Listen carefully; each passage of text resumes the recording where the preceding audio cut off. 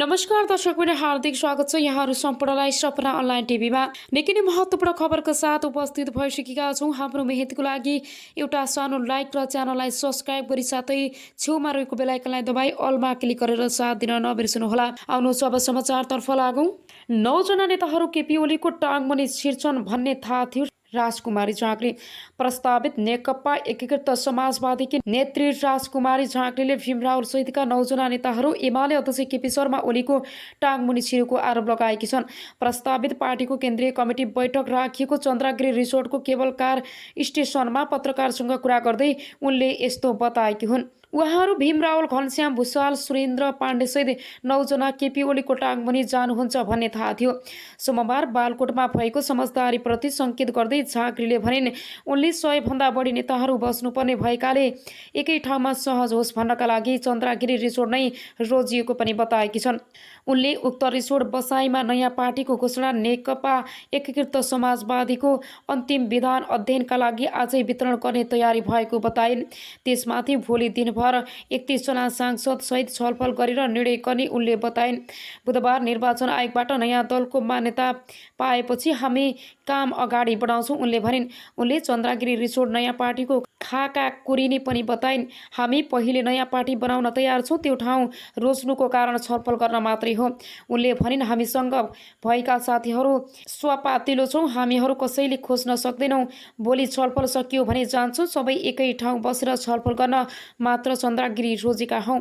अब आउनुहोस् अर्को समाचारतर्फ लागौँ। माधव नेपाल चन्द्रगिरीमा केन्द्रीय सदस्यलाई पार्टीको घोषणा र अन्तिम विधान बाँडिँदैन। प्रस्तावित नेकपा एकीकृत समाजवादी पार्टीका अध्यक्ष माधव कुमार नेपाल चन्द्रगिरी रिसोर्ट पुगेका छन्। नेता नेपाल पुगेसँगै अहिले एकीकृत समाजवादीको केन्द्रीय कमिटी बैठक बस्न लागेको छ। चन्द्रगिरी रिसोर्टमा जाँदै गरेका समाजवादीका नेताहरूलाई राजकुमारी झाँक्री र किसान श्रेष्ठले केबल कारमा स्वागत गरिरहेका छन्। साँझ 7 बजे नै बन्द हुने भनिएको केबल कार अहिले पनि चलिरहेको छ। समाजवादीको बैठक हुने भएपछि सञ्चारकर्मीलाई रिसोर्टमा जान नदिएर तल नै रोकिएको छ। होटल व्यवस्थापनले कोठा बुक गरेको बाहेकलाई नपठाउन कर्मचारीलाई निर्देशन दिएका छन्। आजै समाजवादीको केन्द्रीय कमिटी बैठक बस्दैछ। नेत्री राजकुमारी झाँक्रीले नयाँ पार्टीको घोषणा नेकपा एकीकृत समाजवादीको अन्तिम नेकपा एकीकृत समाजवादीका अन्तरिम विधान अध्ययनका लागि आजै वितरण गर्ने बताइन्। उनले त्यसमाथि भोलि छलफल गरेर 31 जना सांसदसहित छलफल गरेर निर्णयमा पुग्ने बताएकी छन्। बुधबार नयाँ दल पाएपछि हामी काम अगाडि बढाउँछौँ उनले भनिन्। यो बैठक प्रस्तावित पार्टीको नयाँ विधानबारे निर्णय लिने भएको छ। एमाले विभाजित गरेर नयाँ पार्टी दर्ताका लागि आवश्यक सङ्ख्या पुर्याउन बुधबार निर्वाचन आयोगमा शनाखत गर्नुपर्ने भएपछि नेता नेपालले आफूपछि नेताहरूलाई आज रातिको बाद चन्द्रगिरी रिसोर्टमा मिलाएका हुन्।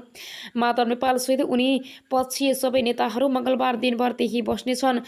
नयाँ पार्टी बनाउन हस्ताक्षर गरेका एमाले 58 जना नेतालाई चन्द्रगिरी रिसोर्टमा बोलाएको हो।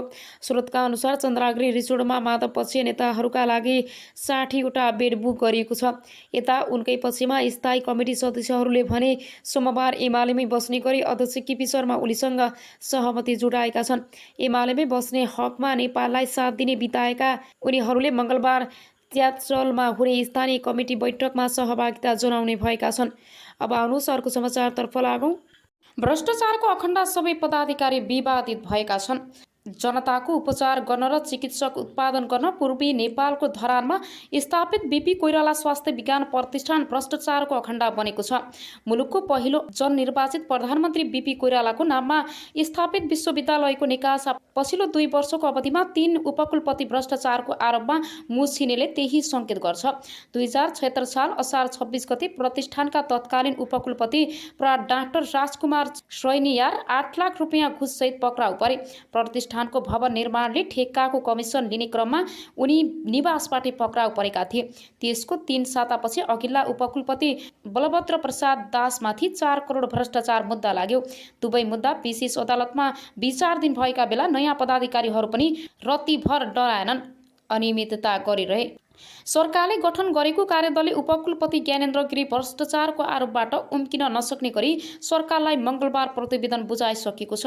अख्तियारले गम्भीर रूपमा छानबिन गर्ने हो भने अहिलेका उपकुलपति गिरी सहितका पदाधिकारी जोडिने ठाउँ नै छैन। कार्यदलका एक सदस्यले अनलाइन खबरसँग भने राजनीतिको आडमा नियुक्ति भएपछि मलाई जे गर्न पछि छुट हुन्छ भन्ने सोचले यस्तो अवस्थामा पुर्याएको हो। उनी आफू त बदनाम भए संस्था समेत खराएसी बनाए। स्त्री रोग विशेषज्ञ समेत रहेका डाक्टर मोहन चन्द्र रेग्मी फिस्टुलालाई रोग विशेषज्ञ हुन विशेषज्ञहरूको समुदायमा उनी राम्रा प्राचीन व्यक्तिको रूपमा चिनिन्छन्। बीपी कोइराला स्वास्थ्य विज्ञान प्रतिष्ठानमा कार्यरत रहेका उनलाई कता कता कार्यकारी र व्यवस्थापनका पदमा जाने महत्त्वाकांक्षा बढ्यो। प्रतिष्ठानका उपकुलपति डाक्टर ज्ञानेन्द्र गिरीसँग हिमचिम बढाएका उनले सुरुमा अस्पतालका निर्देशकको पद ताकेका थिए। अस्पतालका निर्देशक गौरी शङ्कर शाह आफैमा योग्य नभएको जानकारहरू बताउँछन्। उपकुलपति गिरीको साथमा शाहलाई पदमुक्त गरेर अस्पताल निर्देशक पदमा जाने रेग्मीको प्रयास सफल हुन सकेनन्, तर त्योभन्दा माथिल्लो रजिस्टर बन्न सफल भए। सुरुमा उपकुलपतिसँग मिलेर काम गर्नुभयो, पछि अधिकारहरू नदिएपछि विरोधमा उत्रिनु भयो। प्रतिष्ठान स्रोतले भन्यो त्यत्रो राम्रो छवि बनाएको मान्छे बेकारमा अनियमितता र चालझेलको मतियारको रूपमा मुसिनु भयो। अहिले अख्तियारमा रेग्मीमाथि समेत छानबिन चलिरहेको छ। प्रतिष्ठानका उपकुलपति ज्ञानेन्द्र गिरीको किस्सा अझै रोचक छ। लामो समय कोशी अञ्चल अस्पताल विराटनगरका काम गरेका गिरीले सेवाकालको अन्तराधीर सुनिल शर्माहरूसँग मिलेर नोभेल मेडिकल कलेज खोलेर संस्थापक अध्ययन पनि भए। शर्माको समूहले चेपुवामा पारेपछि उनी कौडीको भावमा शेर बेच्ने बाध्य भए। त्यसपछि गिरीले अख्तियारका तत्कालीन प्रमुख लोकमान सिंह कार्कीका नातेदारसँग मिलेर विराट मेडिकल कलेज खोले। लोकमानको शक्तिको आडमा विराट मेडिकल कलेजले काठमाडौँ विश्वविद्यालयबाट विस्तारित कार्यक्रममा नाममा सम्बन्ध पार्यो। गिरी काङ्ग्रेस नेता शेखर कोइरालाका नजिकका कार्यकर्ता थिए। प्रतिनिधि सभा निर्वाचन 2074मा काङ्ग्रेसले सुनिल शर्मा मोरङ 3मा उम्मेदवार बनाएपछि गिरी कोइरालासँग मिचिए। आफ्नो पुरानो पद्धतिलाई टिकट दिएको झोकमा उनले सुनिल शर्माका प्रतिस्पर्धा उम्मेदवार बनेका नेकपा एमाले नेता भानुभक्त ढकाललाई निर्वाचनमा सघाए। त्यति बेला गिरीले ढकाललाई सबै रूपमा सहयोग गरेको जानकारहरू बताउँछन्। वाम गठबन्धनको सरकार बन्यो। तत्कालीन प्रधानमन्त्री केपी शर्मा ओलीले ढकाललाई 28 साउन 2074मा कानुन मन्त्री बनाए, तर 4 मङ्सिर 2076मा ढकाल स्वास्थ्यमा आएपछि चुनावमा गरेको सहयोगको गुण तिर्नै गिरीलाई प्रतिष्ठानको उपकुलपति बनाएका थिए। राजनीतिको आडमा पदमा पुगेका उपकुलपति गिरीले प्रतिष्ठानमा मनोमानी गर्न थाले। उनलाई कुनै शक्ति, प्राज्ञिक र आर्थिक अनुशासन जरुरी थिएन। आफ्नो समर्थन गर्ने ठानेर उनले विश्वविद्यालयमा कार्यरत डाक्टर महेश चन्द्र रेग्मीलाई रजिस्ट्रारमा नियुक्त गर्न स्वास्थ्य मन्त्री ढकाललाई सिफारिस गरे र नियुक्ति पनि दिए। उनी अहिले प्राध्यापक पद जबरजस्ती लिएको आरोपमा फँसेका छन्। प्रतिष्ठानमा कार्यरत आन्दोलनरत चिकित्सक तथा अध्ययन कार्यदलका सदस्यका अनुसार हाल बीपीमा रहेका सबै पदाधिकारीहरू विवादित बनेका छन्।